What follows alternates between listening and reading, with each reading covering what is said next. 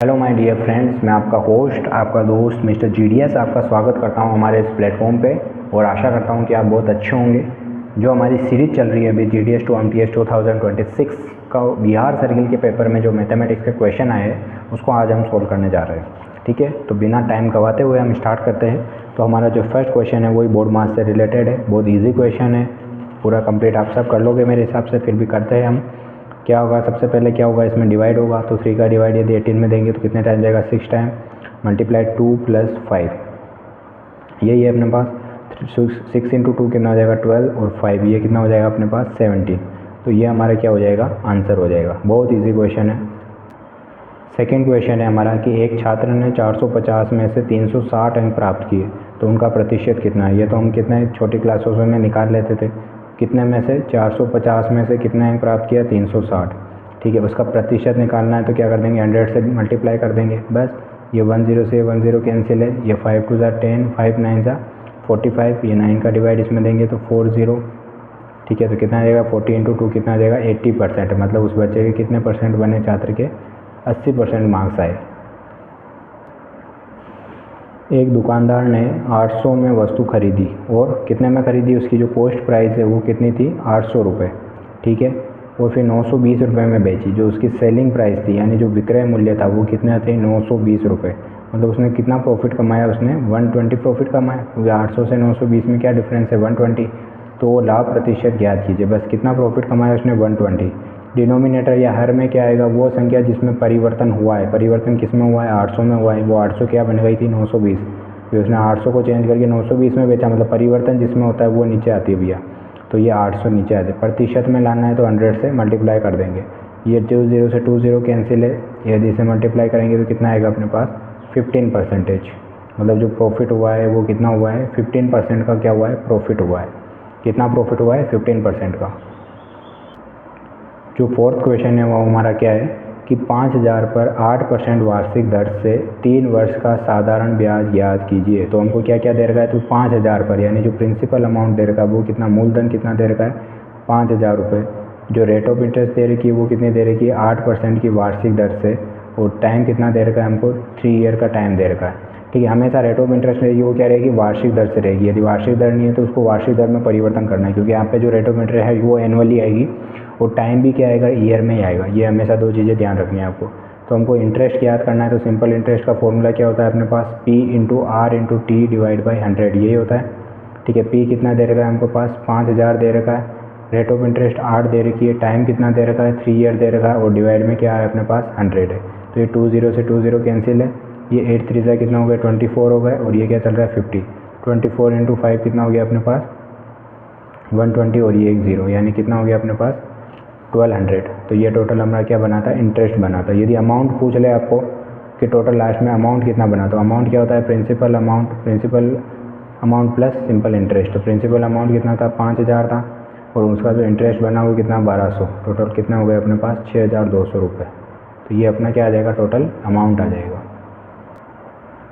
पांचवा क्वेश्चन क्या है अपने पास, 15, 20, 25, 30, 35 का औसत। तो औसत का फॉर्मूला क्या होता है, एवरेज। एवरेज का फॉर्मूला क्या होता है, सम डिवाइड बाय टोटल नंबर। ठीक है, कि ये संख्याएँ कितनी है।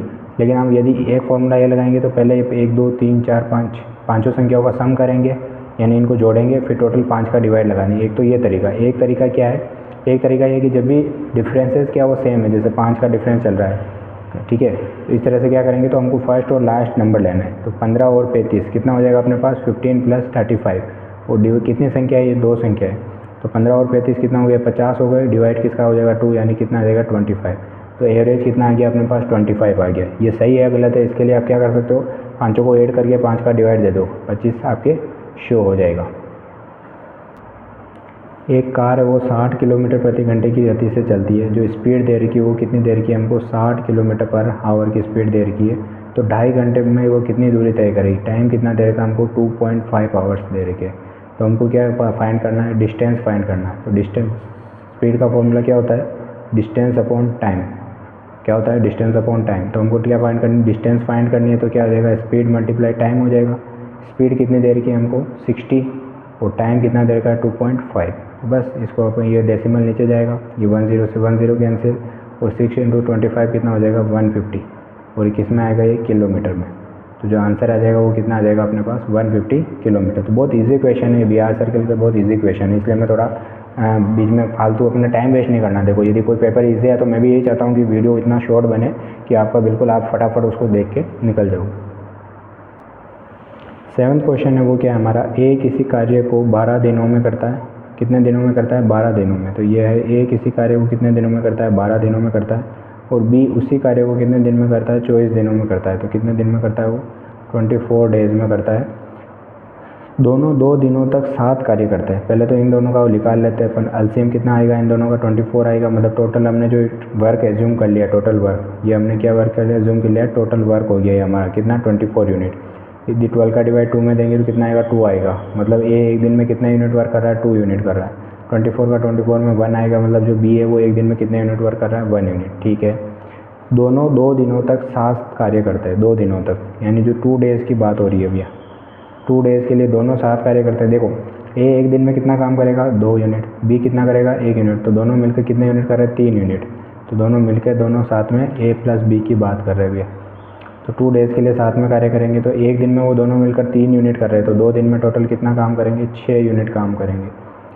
अब आगे क्वेश्चन क्या कह रहा है, जिसके बाद मतलब 2 दिन तो ये साथ में काम किए, तो कितना यूनिट वर्क कर लिया इन्होंने 6 यूनिट कर लिया। अब जिसके बाद बी कार्य छोड़ देता है, अब नेक्स्ट डे क्या हो गया, बी क्या हो गया, बी ने कार्य छोड़ दिया, तो शेष कार्य को अकेला ए कितने दिन में पूरा कर पाएगा।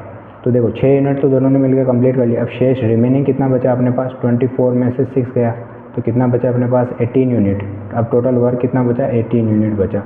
ठीक है, अब ए को अकेले को करना है, ए एक दिन में कितना कर रहा है अपने पास 2 यूनिट कर रहा है। एक दिन में यदि 2 यूनिट कर रहा है, टोटल वर्क कितना बचा है 18 यूनिट, तो कितने दिन में कर पाएगा ये 18 डिवाइड बाई 2, यानी कितना आ जाएगा 9 डेज़। मतलब वो शेष कार्य को कितने दिन में कंप्लीट करेगा, वो 9 डेज़ में कंप्लीट करेगा। जो हमारा 8th क्वेश्चन है वो क्या है कि जो 8 पेन है उनकी कीमत कितनी दे रखी है हमको, जो 8 पेन है उनकी जो प्राइस दे रखी है वो कितनी दे रखी है 95 रुपीज़ दे रखी है। तो 5 पेन की कीमत कितनी होगी। ठीक है, तो सबसे पहले हम किसके निकालते हैं, यूनिटरी मेथड का क्वेश्चन है, तो ये 95 डिवाइड बाई 8 हो जाएगा, और हमको किसकी निकालनी है 5 पेन की कीमत निकालनी है। तो कितना हो जाएगा 95 डिवाइड बाई 8 मल्टीप्लाई 5। ठीक है, अब इसको कर दो आप, तो ये कितना जाएगा अपने पास, इसका 95 का 5 से मल्टीप्लाई करेंगे तो कितना आएगा अपने पास 5 5 ज़ा 25, 5 9 ज़ा 45 और 2 कितना हो जाएंगे 47 डिवाइड बाई 8। इसको करेंगे तो कितना आएगा 8 5 ज़ा 40 आ जाएगा, तो 8 5 ज़ा 40 कितना बचा, ये 7 बच गया। ये कितना आ जाएगा 8 9 ज़ा 72 आ जाएगा, तो ये कितना बचा 3 बचा। डेसिमल लगाएंगे तो यहाँ क्या आ जाएगा 30 आ जाएगा, तो 8 3 ज़ा 24, तो कितना बचा 6 बचा, नहीं 8 3 ज़ा 24, ये वहाँ पे 60 आ गया, तो ये कितना आएगा अपने पास, मतलब कुल मिला के ये 59.3 रुपीज़ समथिंग अपने इसका प्राइस बन जाएगा। यदि राउंड फिगर में बात करें तो कितना हो रहा है 60 रुपीज़। अकॉर्डिंग टू ऑप्शन हमको सेलेक्ट करना पड़ेगा। जो हमारा 9th क्वेश्चन है वो क्या है कि एक शर्ट की जो कीमत है वो 500 रुपये से बढ़कर कितनी हो गई 600 रुपये हो गई। मतलब पहले 500 रुपये थी, अब जो बढ़ के हो गई वो कितनी हो गई 600 रुपये हो गई। प्रतिशत वृद्धि कितनी हुई, कितना प्रतिशत बढ़ा, सॉरी कितना रुपये बढ़े 100 रुपये बढ़े। ठीक है, तो ये 100 रुपये हो गए।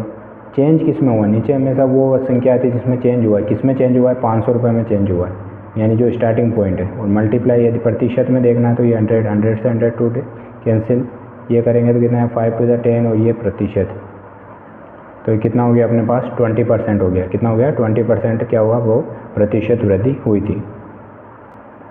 जो हमारा 10th क्वेश्चन है वो क्या है कि एक ट्रेन 3 घंटे में 180 किलोमीटर की दूरी तय करती है, यानी टाइम कितना दे रखा है हमको 3 आवर दे रखा है, और जो डिस्टेंस दे रखी है वो कितनी दे रखी है 180 किलोमीटर दे रखी है।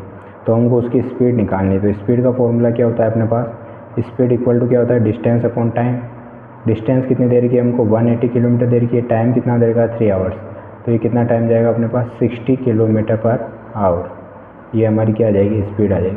तो ये जो ऐसे पेपर आते हैं ना तो वो बहुत इजी पेपर आते हैं, इनमें क्या अपन जो पढ़ाई करने वाला और नहीं करने वाला सबके लिए समान हो जाता है। तो मैं खुद इसके फेवर में नहीं हूँ, ऐसे पेपर नहीं आने चाहिए। कुछ सर्कल्स के हमने देखे कितने अच्छे पेपर आए थे, तो उस तरह के पेपर होने चाहिए जिसमें कुछ क्वेश्चन हो बहुत ईजी हो, कुछ हो थोड़े एवरेज हो, और कुछ हो थोड़े से लेंदी हो या थोड़े से टिपिकल हो, तो सोचने के जिसका दिमाग लगाना पड़े। ठीक है, बाकी बहुत ईजी पेपर था बिहार सर्किल का। तो आप कमेंट कीजिएगा कैसा लगा आपको, सब्सक्राइब कीजिए चैनल को, वीडियो को लाइक कीजिए, और आप take care please, thank you.